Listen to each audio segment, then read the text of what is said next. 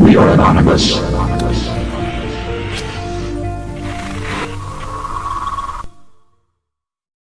We are opposed around the world by a monolithic and ruthless conspiracy that relies primarily on covert means for expanding its sphere of influence. It is a system which has conscripted vast human and material resources into the building of a tightly knit, highly efficient machine that combines military, diplomatic, intelligence, economic, scientific, and political operations. Its preparations are concealed, not published. Its mistakes are buried, not headlined. Its dissenters are silenced, not praised. Americans, mobilize. Stand together, stand tall. Tell the government you're mad as hell. No longer cooperate with the government. Do not accept the national ID card. Do everything in your power to restore freedom and your individuality back to America. Stop being a country run by the institutions for the institutions. Let's go back to we the people, by the people, for the people, as opposed to we the institution, by the institution, for the institution.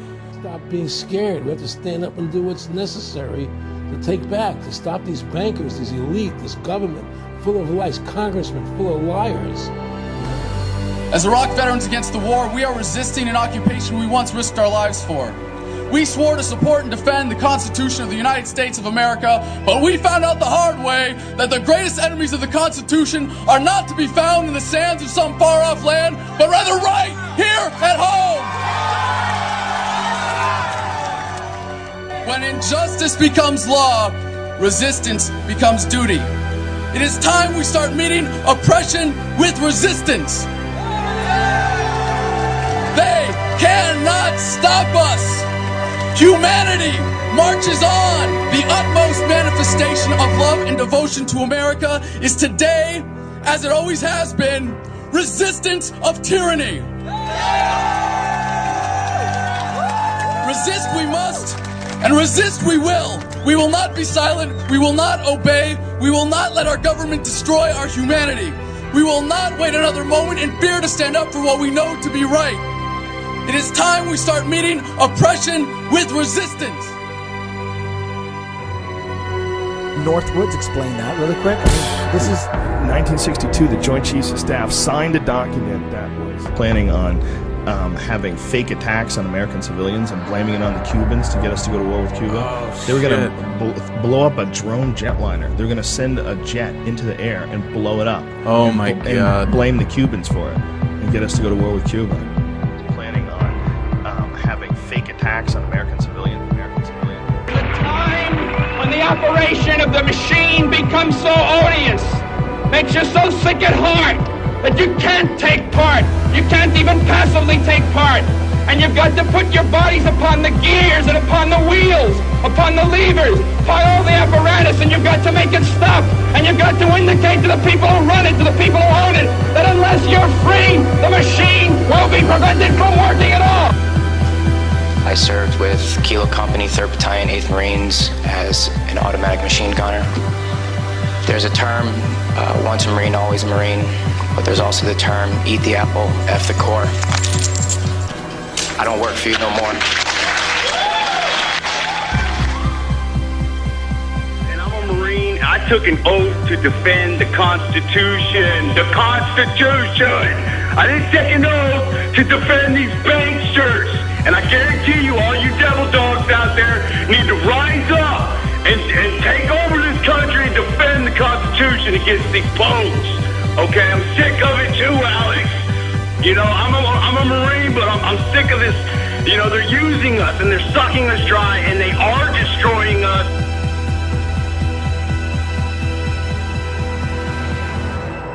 People should not be afraid of their governments. Governments should be afraid of their people.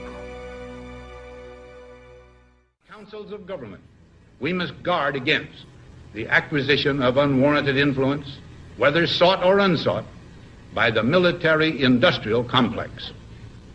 The potential for the disastrous rise of misplaced power exists and will persist. We must never let the weight of this combination endanger our liberties or democratic processes. Getting through to you, Mr. Beale. You get up on your little 21-inch screen and howl about America and democracy. There is no America. There is no democracy. There is only IBM and ITT and AT&T and DuPont, Dow, Union Carbide, and Exxon. Those are the nations of the world today. What do you think the Russians talk about in their councils of state? Karl Marx? They get out their linear programming charts, statistical decision theories, Minimax solutions, and compute the price-cost probabilities of their transactions and investments, just like we do. We no longer live in a world of nations and ideologies, Mr. Beale. The world is a college of corporations, inexorably determined by the immutable bylaws of business. The world is a business, Mr. Beale. It has been since man crawled out of the slime. And our children will live, Mr. Beale, to see that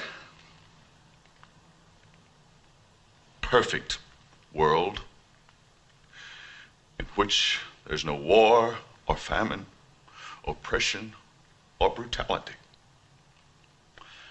One vast and ecumenical holding company for whom all men will work to serve a common profit, in which all men will hold a share of stock, all necessities provided, all anxieties tranquilized, all boredom amused.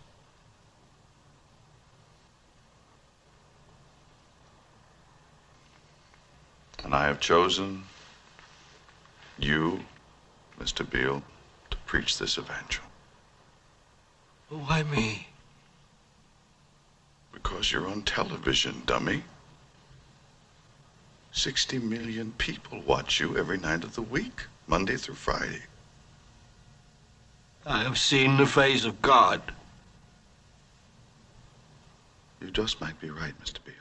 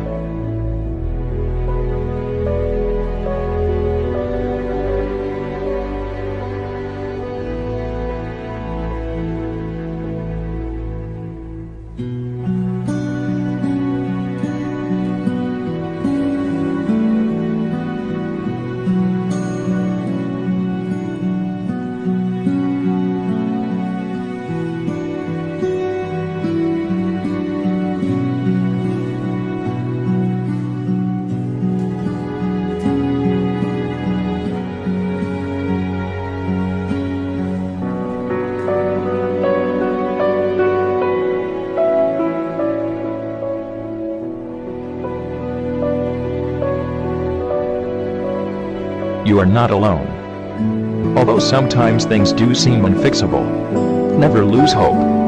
We are here to repair the world, one day at a time. One day, the weak will never suffer, and the brave will never die. For on this day, we will truly be free.